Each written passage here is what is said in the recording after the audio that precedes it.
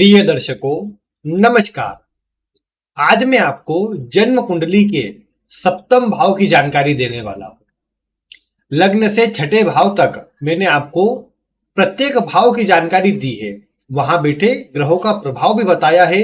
तो इन भाव के स्वामी अलग अलग भावों में बैठकर क्या प्रभाव निर्मित करते हैं, इसकी जानकारी भी आपको दी है। और आज इसी कड़ी में मैं आपको सप्तम भाव की जानकारी देने वाला हूं। ये तो आप जानते ही हैं कि जन्म कुंडली का सप्तम भाव कितना महत्वपूर्ण भाव है। इस भाव का स्वामी आपके जीवन साथी को दर्शाता है, आपके विवाह और वैवाहिक जीवन की स्थिति को दर्शाता है। इस भाव का स्वामी आपके व्यापार अगर आप करें तो व्यापार की स्थिति को, आपके पार्टनर को, अगर साझेदारी में कोई लोग व्यापार करते हैं तो उसमें पार्टनर का विचार इसी सप्तम भाव से किया जाता है। अगर आप कोई भी चुनाव आदि में जैसे कोई व्यक्ति लड़ता है या कोई भी स्थिति में आप देखते हैं, आपका जो विपक्षी होता है, सामने वाला, उसे भी सप्तम भाव से देखा जाता है। वो कितना बलवान रहेगा, कितना कमजोर रहेगा, ये सब कुंडली के सप्तम भाव से देखा जाता है। सप्तम भाव को अगर आप देखेंगे तो ये जन्म कुंडली का ऐसा भाव है जिसका शुभ स्थिति में होना व्यक्ति के जीवन की आधी समस्याओं को दूर कर देता है। क्योंकि जैसा कि आप जानते हैं, सप्तम भाव जो है ये वैवाहिक जीवन का प्रमुख भाव है। और ऐसे में वैवाहिक जीवन से आपके जीवन का एक दूसरा अध्याय प्रारंभ होता है। आपके जीवन में आपने विवाह के पहले जिस भी स्थिति में आप रहे हैं, विवाह होने के बाद आपका सप्तम भाव अवश्य से एक्टिव होता है और यह सप्तम भाव आपके जीवन में सकारात्मक या नकारात्मक फिर प्रभाव देने का काम करता है। कुछ लोगों को आप देखते हैं कि विवाह के बाद बड़ी सफलता अर्जित कर लेते हैं, बड़ी उन्नति प्राप्त कर लेते हैं। लेकिन इसके उलट भी आपको देखने को मिलता है कि कुछ लोगों को विवाह के बाद परेशानी या फिर कहीं ना कहीं रुकावटें सामने आ जाती है। इसमें सामने वाले जीवन साथी का कोई रोल नहीं होता, इसमें आपके ही कुछ ग्रह योग ऐसे बैठे होते हैं जिसके कारण ये प्रभाव भी कई बार मिलता है। वो कैसे योग होते हैं उसकी भी आज चर्चा करेंगे। किन लोगों को व्यापार करना चाहिए, आज उससे जुड़े भी कुछ सूत्र बताऊंगा। बाकी एक बात मैं आपको बता दूं कि देखिए, जो मैं बातें बता रहा हूं ऐसा नहीं है कि पहले नहीं बताई है, लेकिन आज मैं आपको कुछ प्रमुख और मेन बातें आपको बता पाऊंगा। अगर आप चाहते हैं कि इससे जुड़े किसी एक विषय पर, जैसे आपका मन है कि व्यापार पर एक विस्तृत और अलग से वीडियो बनाई जाए, तो आप वीडियो में कमेंट कीजिएगा, आपको आगे फिर उससे जुड़ी वीडियो दूंगा। आप चाहते हैं विवाह से जुड़ी सभी स्थिति बताई जाए, तो वो उस पर आप कमेंट करें तो मैं आगे उससे जुड़ी वीडियो आपको देने का काम करूंगा। तो इसीलिए आज केवल जो एक प्रमुख बातें, सभी बातों का जनरल प्रभाव मैं आज आप सभी के समक्ष लेकर आया हूं। आप वीडियो को ध्यानपूर्वक देखें और कोई भी प्रश्न हो तो वीडियो में कमेंट करें। जो कुछ ऐसे प्रश्न रहेंगे जो वीडियो में नहीं बताए या जो बताना जरूरी है उन्हें मैं शामिल करूंगा, और जो कुछ रह जाएंगे उन्हें हुआ तो जो रविवार को लाइव किया जाता है उसमें आपका उसका शुरुआत में उसका उत्तर मैं आपको अवश्य देने का काम करूंगा। तो आप ऐसा जरूर कर सकते हैं। अब आइए बिना विलंब के मैं सप्तम भाव की जानकारी देता हूं। जैसा कि मैंने कहा, यह आपके जीवन का दूसरा अध्याय है। वैसे तो ज्योतिष शास्त्र में वर्णित है कि सप्तम भाव में किसी भी ग्रह का नहीं होना ही अच्छा है, लेकिन यह भाव सुप्त नहीं होना चाहिए, किसी न किसी की दृष्टि तो होना ही चाहिए। अब लेकिन पापक ग्रहों की दृष्टि तो अच्छी होती नहीं है, इसीलिए शुभ ग्रह की दृष्टि होना चाहिए। लेकिन ये तो बड़ी एक असंभव सी बात हो जाएगी कि सभी की कुंडली में केवल और केवल शुभ ग्रह की दृष्टि सप्तम भाव पर आए, क्योंकि शुभ ग्रह में ले देकर दो प्रमुख ग्रह है, शुक्र और गुरु। और इसके अलावा बुध पापक ग्रहों से रहित होने पर शुभ ग्रह बनता है, तो चंद्रमा पक्ष बल से बली होने पर। अब आपके मन में आ सकता है कि सप्तम भाव में किसी ग्रह का बैठा होना अच्छा क्यों नहीं है, क्योंकि देखिए, सप्तम भाव एक ऐसी ऊर्जा है जो आपके विपरीत में है। ये बात तो आप जानते हैं कि आपका लग्न कोई भी हो, उससे सप्तम भाव में विपरीत राशि आती है, शत्रु की राशि आती है। इस कारण से सप्तम भाव में कोई भी ग्रह बैठेगा तो वो आपसे विपरीत प्रभाव रखेगा, आपके स्वभाव से विपरीत काम करेगा, जो कि आपके लिए अच्छा नहीं माना जाएगा। जैसे उदाहरण के लिए मान लीजिए, किसी व्यक्ति के सप्तम भाव में अगर शुभ ग्रह की बात करते, शुक्र विराजित है। अब शुक्र विराजित तो क्या करेगा, शुक्र जीवन साथी सुंदर देने का काम करे, सब स्थिति शुक्र, क्योंकि यहाँ सप्तम भाव में काल पुरुष के आधार पर उसी की राशि का होता है, तो सकारात्मक प्रभाव बनाने का काम करे, जीवन में विवाह के बाद धन आदि देने का काम करे। लेकिन शुक्र स्त्री कारक ग्रह है और सप्तम भाव स्त्री को ही दर्शाता है पुरुष की कुंडली में।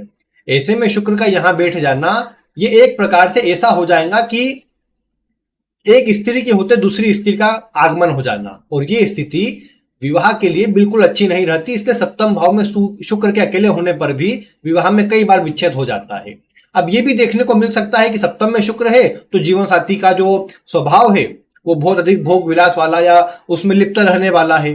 शुक्र की दृष्टि लग्न पर होने से कुछ गुण जातक में भी आएंगे लेकिन कम मात्रा में आ पाएंगे, और ये स्थिति जो दोनों के स्वभाव में विपरीत प्रभाव लेकर के आएंगी, ये उन्हें थोड़ा सा तालमेल में कमजोरी प्रदान करे या फिर जो आपसी तालमेल है, आपसी जो जीवन है उसमें खराबी प्रदान करे, ये देखा जा सकता है। अब शुक्र जितना कमजोर होगा, सप्तम में स्थित शुक्र नीच राशि में हो, पापक ग्रहों के साथ हो, ये स्थिति व्यक्ति के लिए बहुत खराब है। न केवल ये भविष्य में गुप्तांगों से जुड़ी या यूरिनरी कोई प्रॉब्लम दे सकती है, बल्कि ये भी देखा जा सकता है कि वैवाहिक जीवन में ये बड़ी समस्या उत्पन्न कर सकती है। इसके अलावा आपने देखा सप्तम भाव में सूर्य है। अब आपने देखा कि लग्न का सूर्य क्या करता है। लग्न का सूर्य अगर बलवान हो तो यह करता है कि व्यक्ति को जीवन काल में मान सम्मान देता है, और ऐसा व्यक्ति ऐसा कोई काम नहीं करता जिसके उसका मान सम्मान खराब हो। लेकिन सप्तम भाव में सूर्य हो और पीड़ित स्थिति में हो, नीच राशि में हो या उच्च राशि का भी हो, तो ऐसा व्यक्ति क्या करता है, ऐसा व्यक्ति ऐसे कार्य विवाह को लेकर कर सकता है जो उसके मान सम्मान को तो वो ध्यान नहीं रखेगा। वो हो सकता है कि अपने मान सम्मान को अलग करके विवाह करे। जैसे आप देखते हैं ऐसे विवाह जिनकी कहानियां बनती है कि ऐसे व्यक्ति ने विवाह किया या कई बार भाग कर शादी करी, या फिर आपने देखा कि सप्तम भाव में सूर्य था, ऐसे व्यक्ति ने ऐसे व्यक्ति से विवाह किया जो उम्र में बड़ा अंतर था या उसके जो समाज आदि में या उसकी जाति में बड़ा अंतर था, ऐसे व्यक्ति से विवाह किया। ये सब सप्तम भाव से ही देखा जाता है, सूर्य के प्रभाव से आता है। तो कहां लग्न का सूर्य व्यक्ति को मान सम्मान दे रहा था, वहीं सप्तम का सूर्य व्यक्ति को ऐसे कार्य भी करवा सकता है, डिपेंड वो किस राशि में है, किस ग्रह की स्थिति में है, लेकिन ऐसे कार्य करवा सकता है जो उसके मान सम्मान का वो ध्यान न रखे। मुझे तो ऐसा ही करना है, इसी से शादी करना है, तुम्हें अच्छा लगे तो ठीक, न लगे तो भी मुझे शादी करना है। और सूर्य है तो सूर्य छुपा के कोई काम नहीं करता। सप्तम में सूर्य की यही बात है कि वो कुछ छुपा के कुछ भी नहीं करता, सब दिखाकर। मतलब शादी भी करेंगे, हो सकता है व्यक्ति बहुत खराब हो लेकिन सबको दिखाकर करेंगे, छुपाकर कुछ नहीं करेंगे। ये सूर्य का प्रभाव है ये, तो इसीलिए वो विपरीत स्थिति बन जाती है। ऐसे में यहां पर इसीलिए आप देख सकते हैं कि सप्तम में किसी ग्रह को अच्छा नहीं माना गया। सूर्य का जैसा मैंने कहा कि सूर्य में कमजोरी शुक्र में भी है। इसके अलावा अगर आप देखें तो मंगल भी होगा तो उग्र हो जाएगा, तो विवाह में जो जीवन साथी उसका स्वभाव बहुत गुस्सेल हो, थोड़ा विवादित हो या गुस्से में बोलने वाला हो, जिससे तालमेल खराब रहे। यही मंगल पर शनि आदि का प्रभाव आ जाए सप्तम में तो विवाह विच्छेद भी करवा सकता है या दो विवाह भी करवा सकता है, या जीवित दो पत्नियां भी हो सकती है ऐसे व्यक्ति की, वो सामने हो या छुपे हुए हो, बाकी हो सकती है। फिर मंगल यहाँ सप्तम में है, पापक ग्रह का प्रभाव होगा तो खराब होगा। इसके अलावा आपने देखा कि यहाँ पर जैसे बुध है तो बुध तो पहले ही दो प्रभाव देने वाला ग्रह बन जाता है। अपनी राशि में होगा तो कुछ बचाव कर सकता है, बाकी अपनी राशि में होगा तो भी व्यक्ति की जो पत्नी होंगी थोड़ी सी जिद्दी या थोड़ा बच्चे जैसे स्वभाव वाली, कि कभी गुस्सा हो रही कभी शांत हो रही है, ऐसा प्रभाव सामने आ सकता है जो कि थोड़ा व्यक्ति को इरिटेट करे। हालांकि कई बार बुध अपनी राशि में सप्तम में होगा तो ये देखने को मिलेगा कि दोनों ज्ञानवान बुद्धिमान रहेंगे, इस कारण से वाद विवाद वाला विवाद या झगड़ा हो सकता है। इसके अलावा अगर शुभ प्रभाव किसी ग्रह का आ जाए तो बड़ी समस्या फिर नहीं देखने को मिलेगी। बाकी बुध क्योंकि स्वयं दो प्रभाव देने वाला है, द्विस्वभाव ग्रह है, इसीलिए सप्तम भाव में बुध का होना कई बार द्विभार्या योग या दो विवाह की स्थिति बना सकता है। फिर अगर आपने देखा यहाँ पर शनि है तो शनि वैरागी ग्रह है, सप्तम में होकर कितना ही अच्छा जीवन साथी क्यों ना मिल जाए, उसके प्रति मन में जो एक सम्मान की भावना है, उसके प्रति जो एक प्रेम की भावना है वो कम आ पाती है, क्योंकि शनि में ये स्थिति कम ही देखने को मिलती है। क्योंकि शनि जो होता है सप्तम भाव को अगर आप देखें तो वो कहीं ना कहीं अब उदासीन ग्रह है, तो उदासीन ग्रह सप्तम भाव जो कि वैवाहिक जीवन का भाव है उसमें आ जाएगा तो उदासीनता ले आएगा, और भले विवाह चलता रहे कुछ अन्य ग्रह अवस्था के चलते, लेकिन कोई विशेष शुभ प्रभाव वो भी नहीं देता। राहु केतु दोनों ही ये प्रभाव देते हैं। राहु जहां बहुत अधिक व्यक्ति को भोग विलास आदि में लिप्त करता है, व्यक्ति की चाहते बढ़ा देता है विवाह के प्रति, जीवन साथी के प्रति, तो वहीं केतु इतना ज्यादा विशेष लगाव नहीं रहने देता। बल्कि केतु में तो हाँ, केतु में ये बात है कि राहु में तो भले विच्छेद हो भी जाए, केतु में छोड़ने वाला स्वभाव नहीं आता। वैसे व्यक्ति का मन रहता है कि क्या मतलब ऐसे जीवन में क्या रहना, जीवन साथी का स्वभाव बिल्कुल ऐसा एक जैसा बन नहीं पाता दोनों का, लेकिन उसके बाद भी केतु ये करता है कि विवाह को किसी भी बचाने का, उसे चलाने का प्रयास करता है, जिससे कई बार व्यक्ति का विवाह बच ही जाता है, खराब नहीं हो पाता। तो इसीलिए हालांकि अगर कुछ अन्य ग्रह खराब हो, सप्तम का स्वामी खराब हो, अन्य कुछ स्थिति खराब आ जाती हो, तो फिर विवाह खराब भी होता है। ऐसा नहीं कि तो हर बार बचाएगा, खराब भी होता है। जैसे नवमांश कुंडली यहाँ विवाह के लिए देखना जरूरी हो जाएंगी। बाकी कोई भी ग्रह सप्तम भाव में होगा तो खराबी देता है। वो शुभ ग्रह हो या अशुभ ग्रह हो, उसकी स्थिति वैवाहिक जीवन पर नकारात्मक असर डालती है। और भले वो अपनी अच्छी राशि में ही क्यों ना बैठा हो, कुछ तो नकारात्मक प्रभाव ले ही आएंगी। इसके बाद यहाँ पर दृष्टि की, जैसा मैंने कहा, शुभ ग्रह की दृष्टि हो तो अच्छा रहता है। पापक ग्रह की दृष्टि अपना अपना प्रभाव जीवन साथी के स्वभाव में जोड़ लेती है। शनि की दृष्टि जहां विच्छेदात्मक होती है तो तालमेल में कमजोरी या विच्छेद कराने का प्रभाव देती है। कई बार विवाह में देरी भी करवा देती है। शनि का बैठना उतनी देरी नहीं करवाता जितना शनि की दृष्टि करवा देती है। तो ये बात भी ध्यान रखने योग्य है यहाँ पर। फिर अगर यहाँ पर शुभ ग्रह की दृष्टि हो तो थोड़ा प्रभाव सकारात्मक हो जाता है। व्यक्ति परिस्थिति को संभालने वाला, मैनेज करने वाला हो जाता है, जिससे वैवाहिक जीवन में कई बार खराबी आने से बच जाती है। बाकी आपने देखा कि सप्तम भाव का स्वामी कहाँ है, ये देखिए। सप्तम भाव का स्वामी लग्न में होगा तो कई बार अपनी इच्छा से विवाह करना, अपनी इच्छा से मतलब हो सकता है कि रिश्ता घर परिवार वाले ही ढूंढे, लेकिन जब तक ऐसा जातक या जाति का कंफर्म नहीं करे कि हाँ मुझे इसी से शादी करना है, तब तक विवाह नहीं हो पाता, भले ही फिर कितना अच्छा लड़का क्यों ना आ जाए। इसी में कई बार ऐसा भी होता है कि लग्न में सप्तम का स्वामी कमजोर होता है तो जातक कुछ बोल नहीं पाता, फिर उसको जहां मन नहीं होता है वहां भी विवाह करना पड़ जाता है। और कई बार ऐसा भी होता है कि जो अच्छे रिश्ते होते हैं उन्हें वो टाल देता है, उन्हें मना कर देता है, फिर परेशानी उठानी पड़ती है।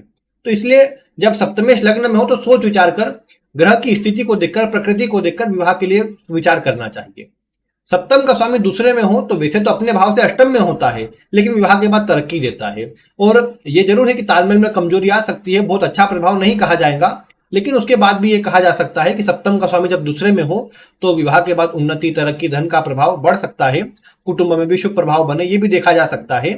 और सप्तम का स्वामी दूसरे में हो तो अगर जीवन साथी की कुंडली में भी सप्तम भाव खराब हो, उसका स्वामी अच्छा न हो, तो फिर जीवन साथी के स्वास्थ्य के लिए, आयु के लिए खराब हो सकता है, या दोनों में से कोई न कोई एक सदैव बीमार रहे, ये प्रभाव देखा जा सकता है। सप्तम का स्वामी तीसरे में होता है तो कई बार ऑनलाइन मैट्रिमोनियल साइट से या फिर किसी मीडिएटर से, किसी पहचान के व्यक्ति से रिश्ता मिलता है और वहां विवाह होता है। बाकी तीसरे में जाना उतना खराब नहीं देखने को मिला, स्थिति फिर भी ठीक ही रखता है ये। हालांकि तीसरे में जाकर अगर द्विस्वभाव राशि में हो जाए तो थोड़ा खराब हो सकता है, क्योंकि द्विस्वभाव राशि में सप्तमेश का होना दो विवाह की स्थिति को बढ़ावा देता है। सप्तम का स्वामी चतुर्थ में हो, कोई अच्छे प्रभाव में हो, शुभ ग्रह हो और अच्छी राशि में हो, अपने मित्र की राशि में हो, तो प्रभाव अच्छा देता है। यहाँ देखने को मिलेगा कि व्यक्ति को वैवाहिक जीवन में अच्छा प्रभाव मिलेगा, केंद्र संबंध होने से ठीक स्थिति रहेगी और जीवन साथी कर्मठ रहे, उनके आने से भाग्योदय हो, धन की वृद्धि हो, ये भी देखा जा सकता है। सप्तम का स्वामी पंचम में हो और पंचमेश भी अगर सप्तम से लिंक बनाए या कहीं मजबूत स्थिति में हो तो ऐसे व्यक्ति अपनी इच्छा से विवाह कर सकते हैं। प्रेम विवाह के योग ऐसे ही बनते हैं। बाकी पंचमेश का सकारात्मक होना जरूरी रहेगा।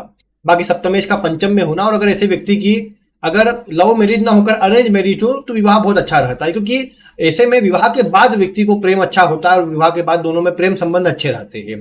तो पंचम में होना हालांकि इतना खराब नहीं है। हाँ, लेकिन एक बात है कि पंचम में है, कोई पापक ग्रह की दृष्टि आ गई तो ये प्रेम संबंधों के कारण बदनामी दे सकता है, जिसके कारण विवाह में अड़चने या रुकावटें आ सकती है। तो उसका थोड़ा ध्यान रखना रहेगा कि पापक ग्रह की दृष्टि अगर सप्तमेश पर आ जाएंगी तो ये व्यक्ति के स्वयं के कर्म कुछ पूर्व में ऐसे रहे होंगे जिसके कारण उसे अपमान का या बेइज्जती का सामना विवाह के पहले करना पड़े। तो ये थोड़ी समस्या यहाँ पर आ सकती है। सप्तम का स्वामी छठे में हो तो ये वैसे तो विवाह के लिए खराब होता है, लेकिन कई मामलों में अगर मित्र की राशि है, शुभ प्रभाव आता है सप्तम छठे भाव पर, तो ऐसे में विवाह विच्छेद कई बार नहीं करवाता। हालांकि दोनों में से किसी न किसी एक का स्वास्थ्य खराब रहे या अदर कास्ट में निचली जाति में विवाह हो, ये बात भी बढ़ा सकता है। और ये भी देखा जा सकता है कि अगर खराब स्थिति हो, कमजोर स्थिति हो तो दो विवाह भी करवा सकता है। हालांकि शनि के लिए ये बात लागू नहीं होगी। अगर आप देखते हैं सिंह लग्न में शनि अपनी ही राशि में है तो उतना नकारात्मक नहीं रहता है, देरी करवा सकता है, बाकी फिर भी सकारात्मक रहेगा। फिर सप्तम का स्वामी सप्तम में हो, पीड़ित ना हो तो बढ़िया स्थिति है, कोई विशेष खराब नहीं करेगा ये। हालांकि सप्तम में जैसा मैंने कहा कोई भी ग्रह होगा तो कुछ नकारात्मक प्रभाव तो देगा, लेकिन जो भी ग्रह बने सप्तम का स्वामी, उससे जुड़ा जो प्रभाव है वो देखने को मिलेगा। जातक के गुण उससे जुड़े देखने को मिलेंगे। जैसे सप्तम का स्वामी सूर्य हुआ तो जातक में थोड़ा अपने अनुसार काम करना, लीडरशिप क्वालिटी, नेतृत्व वाले गुण की किसी की नहीं सुनना, अपने अनुसार काम करना, सबको साथ लेकर चलना, वो वाले गुण बढ़ जाएंगे। चंद्रमा में सौम्य गुण बढ़ जाएंगे, चंचलता बढ़ जाएंगी, और चंद्रमा का प्रभाव में परोपकार, दूसरों की सेवा करना, दूसरों की बातें न सुनना, वो चंद्रमा में प्रभाव बढ़ेगा। फिर अगर आप देखते हैं कि अगर यहाँ पर मंगल की राशि आती है तो क्रोध का प्रभाव, जल्दीबाजी का स्वभाव और अपने अनुसार काम करना, करवाना, दूसरे की न सुनना, यहाँ क्रोध की मात्रा ज्यादा नजर आ सकती है मंगल के कारण। और मंगल के कारण थोड़ा विवाद या फिर झगड़े वगैरह की स्थिति बढ़ सकती है, क्योंकि किसी की नहीं सुनने वाला स्वभाव बढ़ जाता है। शुक्र की राशि होंगी तो थोड़ा परिस्थिति को मैनेज करने वाली स्वभाव आ जाएगा यहाँ पर, कि मतलब थोड़ा क्रोध अगर सामने वाला कर रहा है तो थोड़ा दब जाना, चुपचाप हो जाना, परिस्थिति को संभाल लेना, ज्यादा विवाह में विच्छेद या झगड़ों से बचाव करना। अगर सप्तम शुभ हो तो ये प्रभाव और अच्छा मिलेगा। बाकी शुक्र का प्रभाव अधिकतर सकारात्मक स्थिति दर्शाता है। जीवन साथी ज्ञानवान, बुद्धिमान और रूपवान सब होता है, इसमें प्रभाव अच्छा देखने को मिलता है। हाँ, ये हो सकता है कि जैसे शुक्र की राशियां है तो थोड़ा सा यहाँ पर सुख सुविधा पर अधिक खर्च या खर्चीला स्वभाव ये जरूर आ सकता है। बाकी बुध की राशियां देखेंगे तो मैनेजमेंट क्षमता अच्छी होगी, ज्ञान अच्छा होगा और तर्क वितर्क करने वाला स्वभाव आएगा। हालांकि परिवर्तनशील स्वभाव आएगा, अपनी बात मनाने वाला जिद्दी स्वभाव यहाँ पर सप्तम में बुध की राशि होने पर अवश्य देखा जा सकता है। मैनेजमेंट वाली प्रभाव तो जरूर आ जाएगा यहाँ पर, लेकिन कई बार छोटी छोटी बातों को लेकर विवाद करना, तर्क वितर्क करना और अपने आप को ज्ञानी बताना, वो स्वभाव भी आ सकता है। फिर गुरु की राशियां होंगी तो यहाँ भी वही बात है कि गुरु में भी तर्क वितर्क करना, ज्ञान दर्शाना, स्वयं को अच्छा बताना, एम्बिशन अधिक होना और थोड़ा ईगोइस्टिक प्रभाव गुरु की राशियों में आ सकता है। धार्मिकता भले आ जाए लेकिन थोड़ा ईगो कहीं ना कहीं बीच में आ सकता है और वो झुकने वाला न स्वभाव आना, वो थोड़ा वैवाहिक जीवन में कमजोरी ला सकता है। बाकी गुरु फिर भी अगर अपनी राशि में हो, किसी स्त्री कुंडली में हो तो खराब है। अगर अपनी राशि में गुरु नहीं है और अन्य कहीं शुभ स्थिति में है तो विशेष खराब नहीं कहा जाएगा। फिर अगर यहाँ पर शनि की राशियां हो तो ये उदासीनता दर्शाती है। वैवाहिक जीवन में कोई विशेष रुचि नहीं रहती और ना ही तालमेल कोई बहुत बढ़िया बन पाते हैं। जीवन साथी चुपचाप रहने वाला और ज्यादा कुछ नहीं बोलने वाला, अपने आप में रहने वाला और गुप्त रखने वाला बातें, उस तरह की बातों के चलते व्यक्ति के मतलब जीवन साथी के मन में थोड़ा उनके प्रति जो सम्मान का भाव है वो कम होता है। थोड़ा फिर वो आपसी तालमेल में कमजोरी आती है, क्योंकि अच्छे से बात बोलने वाला स्वभाव नहीं आता, कुछ गुस्से में बोलने वाला स्वभाव आ जाता है। तो ये चीजें कई बार देखने को मिलती है। फिर अब ये तो ग्रहों की बात हो गई, इसमें जैसा सप्तम भाव में जैसा ग्रह होगा उस तरह का प्रभाव और साथ में जोड़ते जाइएगा। बाकी इसमें एक बात ये भी देखी जा सकती है कि अगर आप कुंडली में देखें तो सप्तम भाव में जैसे, अब अगर सप्तम का प्रभाव ही देखना है तो ये भी देखना चाहिए कि शुक्र को अष्टक वर्ग में जिस राशि में है उसमें कितने अंक मिले हैं, वो पॉजिटिव है या नेगेटिव है, किन किन ग्रहों ने अंक दिए हैं, उसका प्रभाव कैसा आता है उनसे। ये सब बातों का विचार भी विवाह के लिए किया जा सकता है। बाकी मुख्यतः यहाँ ये कहा जाएगा कि सप्तम पर अगर कोई भी ग्रह बैठा हो तो थोड़ा उसका असर आएगा स्वभाव में जीवन साथी के, लेकिन अगर अच्छी स्थिति वाला ग्रह हुआ, कोई पापक ग्रह के प्रभाव वाला नहीं हुआ तो ठीक रहेगा।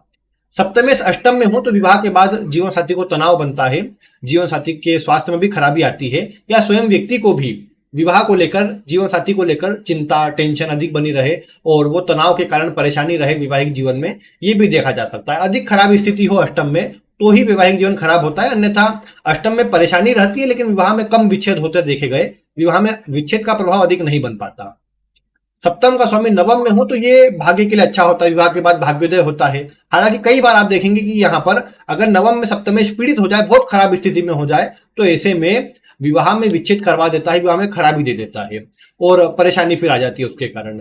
सप्तम का स्वामी दशम में होकर ठीक रहता है और दशम में होने पर कहीं ना कहीं करियर के लिए, विवाह के बाद उन्नति के लिए अच्छा रहता है ये, और नाम सम्मान प्रदान करता है। अब जैसे देखो मंगल हुआ जो नीच राशि में हो जाएगा तुला लग्न के अंदर, तो भी खराब नहीं रहेगा क्योंकि दशम में मंगल दिग्बली होता है।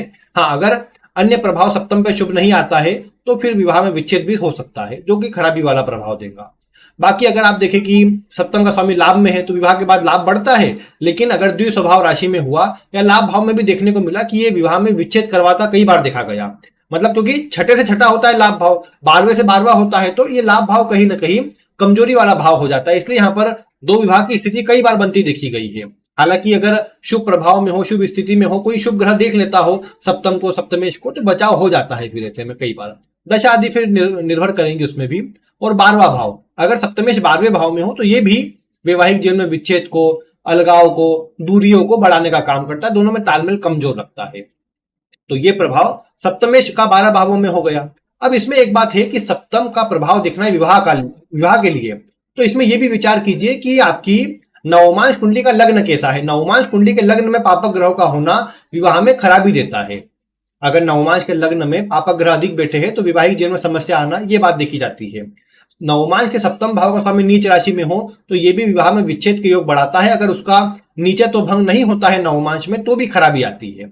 इसके अलावा एक सूत्र भी कुछ दिन पहले बताया था कि लग्न कुंडली का सप्तमेश नवमांश कुंडली के त्रिक भावों में हो, छठे, आठवें, 12वें भाव में हो, तो ये भी विवाह के लिए खराब होता है।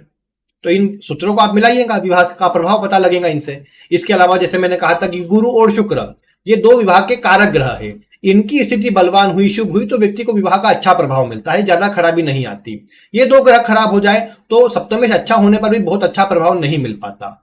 इसके अलावा यहाँ ये भी बात आपको देखना है कि अगर गुरु और शुक्र दोनों के दोनों तीर्घ भावों में हो, छठे, आठवें, 12वें भाव में हो, तो ये स्थिति भी वैवाहिक जीवन के लिए खराब होती है। कई बार ऐसे में विवाह नहीं होता, और हो जाए तो उसमें बचा पाने में समस्या भी आती है, रुकावटें भी रहती है। तो ये प्रभाव भी कई बार सामने आ जाता है। अब इसमें एक और बात है कि जैसे गुरु शुक्र की मैंने बात करी कि गुरु शुक्र त्रिक भावों में हो तो खराब होते हैं। हालांकि अगर सप्तम भाव पर अन्य किसी सकारात्मक प्रभाव की स्थिति बनती हो, दशा आदि ऐसी नहीं हो जो विवाह में खराबी को दर्शाती हो, तो फिर इतना नकारात्मक नहीं कहा जाएगा, फिर उसमें पॉजिटिव प्रभाव बन ही जाएगा और ग्रह अवस्था बचाने का ही काम कर लेंगी। बाकी अगर देखा जाए तो जैसा मैंने कहा कि विवाह की स्थिति दो की स्थिति है।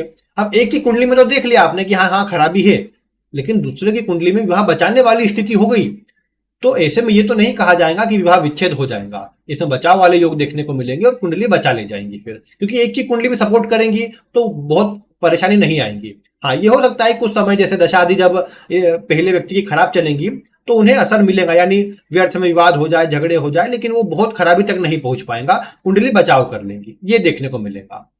बाकी सप्तम भाव पर पापक ग्रहों का प्रभाव, विशेषकर चतुर्थ में मंगल स्थित हो तो सप्तम भाव पर दृष्टि देता है। ये कई बार अच्छी आयु बीत जाने के बाद विवाह में विच्छेद करवाता देखा गया है, जो कि व्यक्ति के लिए परेशानी वाला बन जाता है फिर, क्योंकि लगभग 40-50 साल की आयु हो गई और तब जाके व्यक्ति को विच्छेद करना पड़ता है, तो परेशानी आती है उसमें। तो फिर ये बात भी यहाँ पर सामने आती देखी गई है। इसके अलावा और भी कुछ सूत्र है, जैसे अब सप्तम भाव जो है इतना विस्तृत भाव है, इसमें विवाह नहीं होने के योग भी होते हैं। जैसे सप्तम का स्वामी त्रिक भावों में हो और सप्तम भाव पर किसी भी शुभ ग्रह का प्रभाव नहीं आता, विशेष और कमजोर स्थिति बनती है सप्तम की, तो ऐसे में भी विवाह होने में समस्या आती है और कई बार विवाह नहीं भी हो पाता है। सप्तम में अकेला शनि भी विवाह नहीं करवाता कई बार, लेकिन हर बार नहीं, बहुत रेयर स्थिति में शनि का प्रभाव, राहु का प्रभाव विवाह नहीं करवाता भी देखा गया है, लेकिन हर बार ऐसा प्रभाव नहीं आएगा, उसमें नवमा शादी का विचार विशेष रहेगा। बाकी जो गुरु शुक्र का योग बताया कि गुरु शुक्र त्रिक भावों में हो तो कई बार व्यक्ति की रुचि नहीं होती, या नवमांश के लग्न में पापक ग्रह हो, नवमांश के लग्न का ग्रह पापक ग्रह हो, मतलब लग्नेश जो हो नवमांश का वो पापक ग्रह हो, तो भी विवाह में व्यक्ति की रुचि नहीं रहती, कई बार व्यक्ति विवाह नहीं करता है। ये बात भी आप देख सकते हैं। बाकी अगर हम व्यापार के लिए बात करें, विवाह का तो मैंने बता दिया, अब इसमें और भी बातें जोड़ी जा सकती है वो कुंडली के अनुसार। बाकी अगर आप कहेंगे तो उस पर अलग से कुछ वीडियो बना दूंगा मैं, लेकिन अभी अगर मैं व्यापार की तरफ आपको लेकर चलूं तो व्यापार का भाव भी सप्तम भाव है।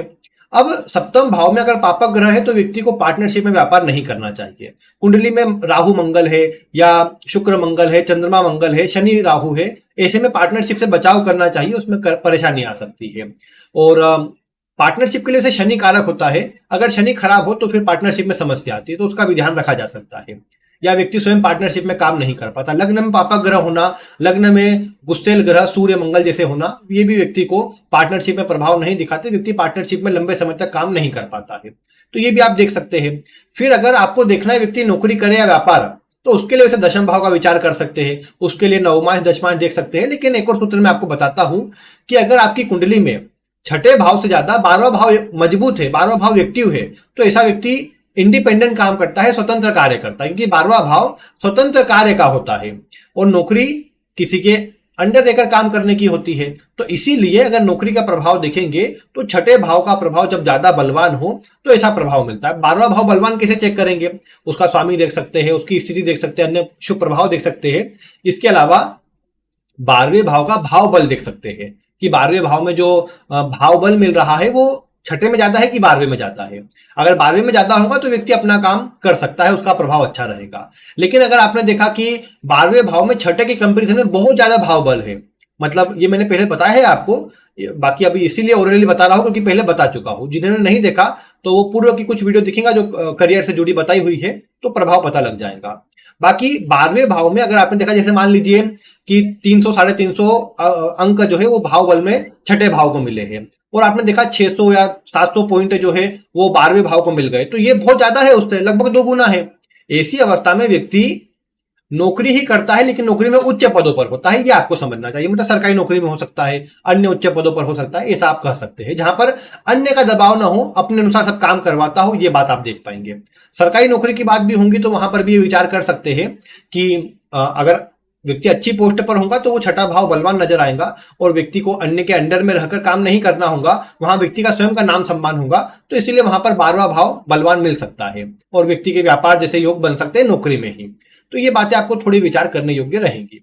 बाकी बुध व्यापार का कारक होता है, बुध स्थिति बलवान हो बुध की तो व्यक्ति व्यापार में सफल हो पाता है, व्यापार अच्छा कर पाता है। जैसे लग्न में हो, दूसरे में हो, चतुर्थ में हो, सप्तम में हो, नवम, दशम या एकादश में बुध हो तो व्यक्ति के व्यापार के लिए अच्छा रहता है, ये व्यापार के लिए अच्छा प्रभाव देता है।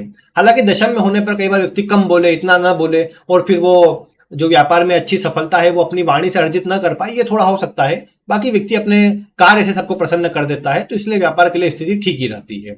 तो ये जो भाव बताया, त्रिक भाव में बुध होगा तो ऐसा नहीं व्यापार कर ही नहीं सकते, लेकिन रुकावटें, परेशानी आती है, अप डाउन बने रहते हैं, तो ये एक समस्या रहती है। सप्तम का स्वामी अगर वक्री स्थिति में हो तो ये भी थोड़ा वैवाहिक जीवन के लिए कमजोर रहता है, व्यापार के लिए कमजोर रहता है।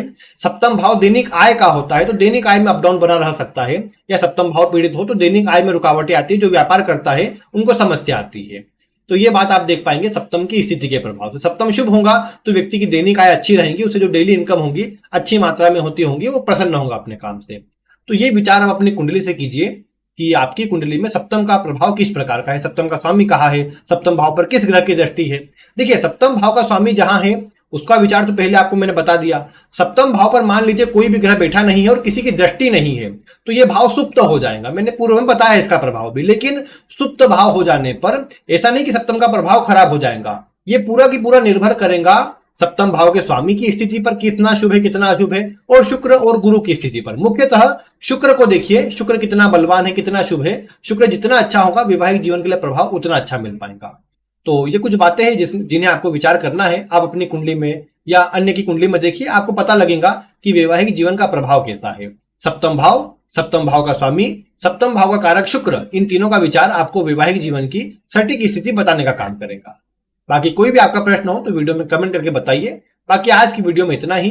वीडियो देखने के लिए आपका बहुत बहुत धन्यवाद।